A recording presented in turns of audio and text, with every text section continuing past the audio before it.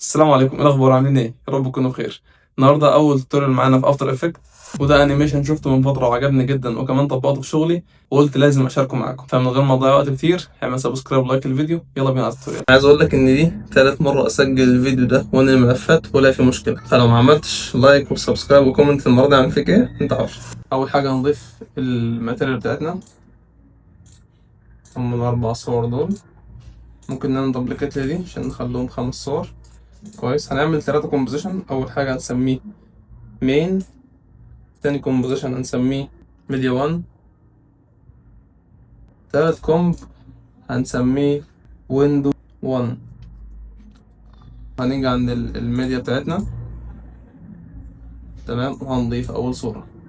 طبعا دي كبيرة عن الكومبوزيشن بتاعنا فحلها بسيط، بدل ما نعملها بشكل يدوي هنفتح ترانسفورم فيت تو كومب. الموضوع بقى ألذ كتير. كويس. هنعمل دوبليكيت للميديا من هنا، كومبوزيشن بتاع الميديا 1 نعمل دوبليكيت بحيث يبقوا خمسة كومبوزيشن. هنفتح تاني ميديا، هنلاقي في نفس الصورة، عايزين نغيرها بتاني صورة فهندوس الت، او لو انت معاك اوبشن واحنا عاملين هايلايت على دي كده هنبدل. واحنا ظاهرين مع ايكون البلاس دي خضرا، دراج اند دروب سي. جميل. نفتح ميديا 3، نيجي عند تالت صورة، لازم نعمل سelection كده. بعدين واحنا دايسين اوبشن بالشكل ده، هنيجي عند ميديا رقم 4، ندوس هنا الصورة رقم 4، امسك وانت دايس اوبشن او لو داس الت ودراج اند دروب هتتبادل معاك بالشكل ده. كده احنا عندنا 4 ميديا. حلو، محتاجين بس نحط دول كده في فايل عشان ما نتلخبطش ونسميه assets. تمام. وهنعمل ايه تاني؟ اقفل الكلام ده كله، سيب بس الكومبوزيشن بتاع ويندو 1 اللي هو ده. هنحط اول حاجة فيه ميديا 1. هنضيف واحنا نتأكد بس ان احنا مش واقفين على حاجة، هنضيف ريكتانجل. ممكن نعمل كده او تدوس دبل كليك هيعمل لنا ريكتانجل بمقاس الكومبوزيشن. اقفل الستروك، افتح الفيل، خلي ايوه مش فارقة. ومن اعدادات الشيب نفتح بروبرتيز هنا، هيظهر لنا اعدادات الشيب. هنعمل نظبط الراوندنس بتاعنا كده ونخلي السايز كده. طيب احنا دلوقتي محتاجين ال الميديا او الصورة بتاعتنا تظهر من خلال الشيب ده. هنعمل ايه؟ هنفتح التوجل سويتشز هنا او F4 هتفتح معاك، وبالبيك ويب دي تسحبها لفوق. ظهرت معانا الصورة، ظهرت معانا من خلال الشيب ده. طيب هنعمل ايه؟ هنصغر دي كده بحيث تبقى على مقاس الصورة وتكون مظبوطة. هنعمل دبليكيت للشيب، نعمل كنترول دي او كوماند دي، نعمل شيفت، هنعمل دبليكيت للشيب سوري، وهنغير اسمها نخليها سترو. عشان تغير اسمها تدوس انتر، دوس على اللاير، دوس انتر هيخليك تغير اسمها على طول. طيب ممكن نغير لونه عشان يبقى مميز. عايزين نضيف ستروك، يبقى هنقفل الفيل، هندوس اوبشن او ندوس الت، ندوس كليك هنا هتلاقيه بيغير معاك. نفس الفكرة هنا، ممكن نخليه 7. 7 كويس. ونخليه فيزابل او مرئي من هنا لانه متشال. طيب هنعمل ايه تاني؟ هنضيف عليه افكت اسمه فور كولر جرادينت. ممكن لو معاك اف اكس كونسول تضغط كنترول سبيس او كنترول مسطرة هيفتح معاك، او ممكن تجيبها من افكتس اند بريسيتس.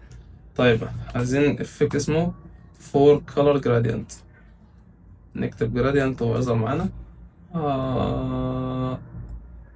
او فور كولر جرادينت هنسحبه على الستروك، نخلي مثلا اللون ده نسيبه زي ما هو اصفر، نخلي ده اورنج، نخلي ده كمان اورنج، نخلي ده اصفر. بقى معانا الستروك بالشكل ده. هنعمل ايه كمان؟ هنخش على التيبر، ممكن نخش على معادلة الستروك من هنا، او واحنا عايزين نكتب تيبر تظهر معانا هنا بالشكل ده.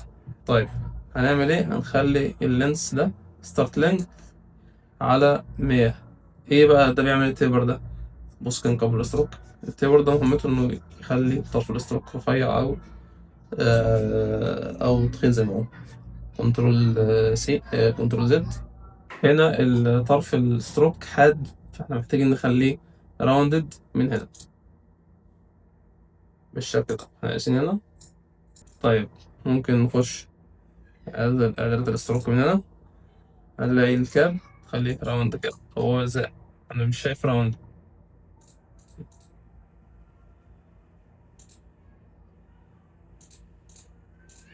طيب شكل في جليتش ولا حاجة، هو المفروض يبقى راوند، مش مشكلة، خلينا نخطط دلوقتي. طيب هنيجي عند إعادة الستروك دي، هنلاقي كلمة اد، هنعمل إضافة تريم باث، يظهر معانا تريم باث تحت. هنخلي الإند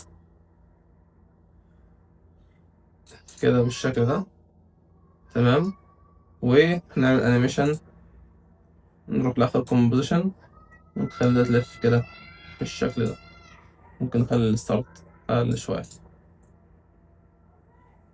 الأنيميشن معانا بالشكل ده. فاضل إيه؟ فاضل نحط جلو على الستروك، نحط جلو بالشكل ده، نقلل بس، ممكن نصغر الكلام ده كل شوية، والجلو نقلل الاكسبوجر شويتين، ونقلل الراديوس شويتين تلاتة.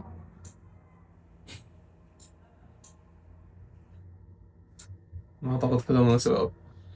طيب محتاجين نعمل نفس الفكرة دي مع بقية الصور، فأكيد مش هنعمل كل حاجة لوحدها، فهنعمل دبليكيت للويند 1 بحيث يكون في 5 منه. احنا كده في ويند 1، نفتح ويند 2. طيب دوس على دي وغير الميديا بنفس طريقة الصورة الأولانية، واحنا دايسين سوري اوبشن او الت، دراج اند دروب. ايه ده؟ سوري، دراج اند دروب هيغير معانا نفس الكلام في ويندوز 3 زي ما عرفنا طريقة ويندوز 4. وكده كده آخر صورة معمولها دبليكيت هي اقفل الكلام ده كله، نروح للكومبوزيشن بتاع المين بتاعنا، هنحط سوليد وهنسميها بي جي عشان دي تبقى الباك جراوند بتاعتنا، بي جي. وهنضيف عليه effect for color gradient برضه،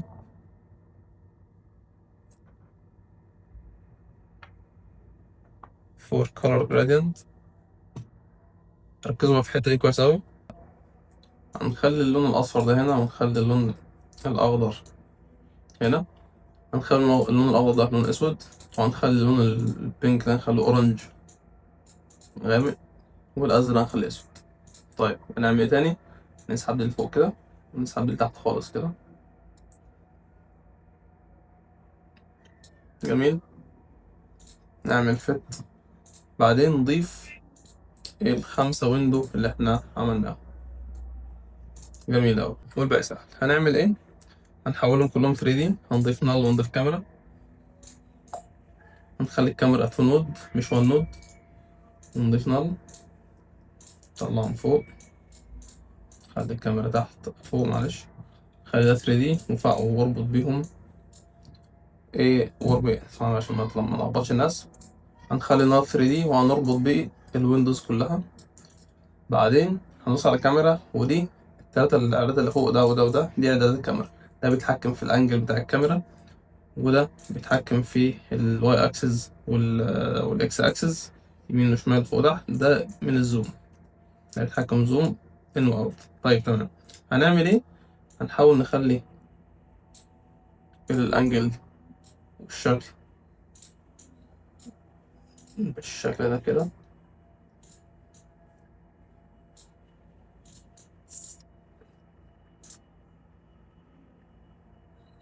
طبعا كويس. محتاجين دلوقتي نبعد دولت عن بعض، بمعنى يعني نخلي كل حاجة بعيدة، كل صورة بعيدة عن التانية، بس لجوه بالمحور الزد. هنعمل ايه؟ هنفتح من تحت هنفتح بي، تمام، وهنخلي دي 1000، تمام. بعد شوية نفتح من حرف البي، نفتح البوزيشن ونخلي دي 2000. من ويندو 3 نفتح البي ونخليها 3000. يبقى مقدار البعد ما بين كل لاير والتانية 1000 ب 4000. طيب والأولانية اللي هي إيه معانا دي، هنعمل إيه دلوقتي؟ نقفل بس كل الكلام ده. هنيجي عند النل نعمل أنيميشن من البوزيشن، نحط كي فريم هنا ونمشي مثلا 10 ثواني بالشكل ده، ونخليها بالسالب، نخليها سالب مثلا 4000 دلوقتي أو سالب 4500. نبعد شوية بس عن كده. بصوا اللي حصل معانا. ممكن نعمل بس زوم سنة بسيطة بالكاميرا.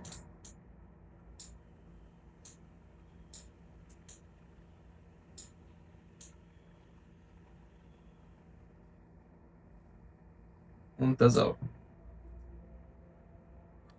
لأن مش معانا بقى بالشكل ده. طيب هنعمل ايه دلوقتي؟ هنفتح إعداد الكاميرا ونشغل، نفعل الديبث اوف فيلد. ديبث اوف فيلد يعني خلي كده. ده هيعمل ايه؟ ده هيخلي التركيز معانا على الحتة قريبة للكاميرا دي، وانت ممكن تتحكم في الإعدادات.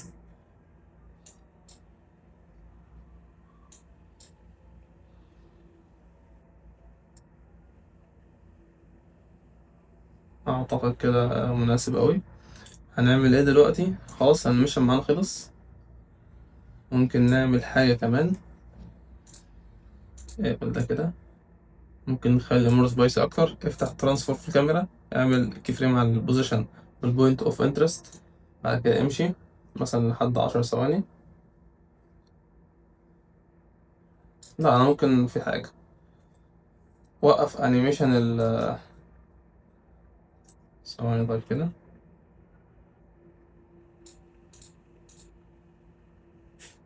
تمام. اقفل أنيميشن الكاميرا البوزيشن دلوقتي. عندي أنيميشن ألطف. حط كي فريم هنا ثانيتين وامشي -1000. هيروح معانا لتاني لاير. بصوا تاني، اقف ثانيتين، خليها -2000. ثانيتين -3000. ثانيتين كمان -4. -4000.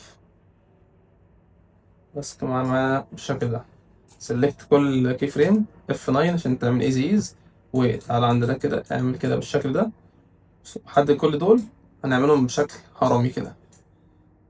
طيب في حاجة، بصوا كده، الانيميشن بيقف بعدين بيكمل. انا مش عايز كده، انا عايز الانيميشن يفضل شغال. فهنيجي عند البوينت دي او المربع ده، دوس دبل كليك، فعل الاوبشن ده وارفعها لفوق بالشكل ده كده. بص الانيميشن هيعمل ازاي. هيجي هنا مش هيقف، هيكمل بس هيبطأ. نفس الكلام، امسك كل واحدة فعل فيها نفس الفكرة. تمام. سلكت الاتنين دول من اي هاندل منهم، ارفع كده الانيميشن معانا مش هيقف خالص. طيب تعالى بقى نزود الامور سبايسي، خليها سبايسي اكتر. خلينا بس اقف هنا دلوقتي، واحنا دلوقتي عاملين كي فريمين للبوزيشن في الكاميرا، للبوزيشن والبوينت اوف انترست.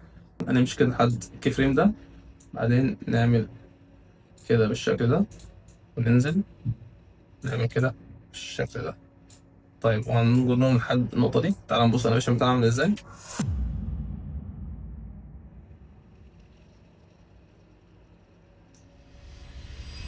فبس كده، لو عجبك الفيديو ما تنساش تعمل لايك وسبسكرايب، وقول لنا محتاج ايه الفترة الجاية. السلام عليكم.